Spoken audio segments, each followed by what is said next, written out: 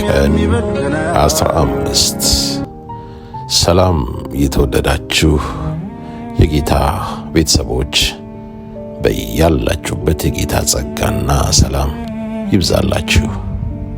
የተወደዳችሁ ወገኖች ሆይ በእነዚህ ባሳለፍናቸው 14 የምስጋና ቀናቶች ሁሉ ውስጥ እግዚአብሔር በብዙ እያስተማረን እንደነበረ ታስታውሳላችሁ። እነሆ ዛሬ 15ኛው ቀን ላይ ደርሰናል። ክብር ለጌታ ይሁን። ውድ ወገኖቼ ሆይ ዛሬ ስለ አንድ ታላቅ መንፈሳዊ ምስጢር እንነጋገራለን። ይህም የምስጋና ኃይል ነው። የተወደዳችሁ ስለ ምስጋና ኃይል ዛሬ የምንመለከት ይሆናል ማለት ነው።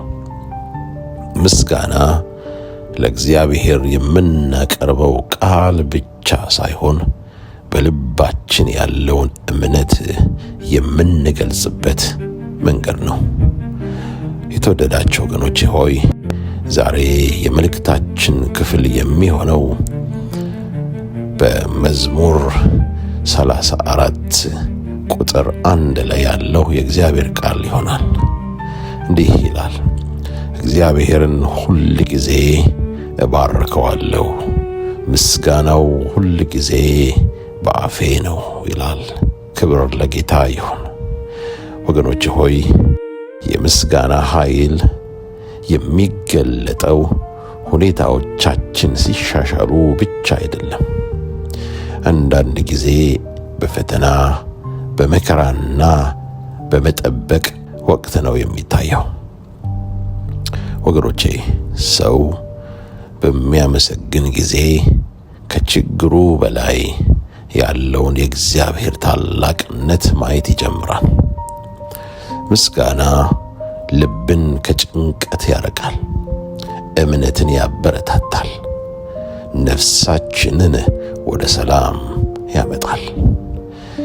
ኢያሱና እስራኤል በኢያሪኮ ግንብ በፊት ሲቆሙ የሰው ኃይል ሳይሆን የእግዚአብሔር ኃይል እንዲገለጥ ታመኑ። እኛም የማንችለውን እግዚአብሔር እንደሚችል እናምናለን። ምስጋና የተዘጋ በር የሚከፍት፣ የደከመ ልብ የሚያበረታ፣ የጠፋ ተስፋ የሚያድስ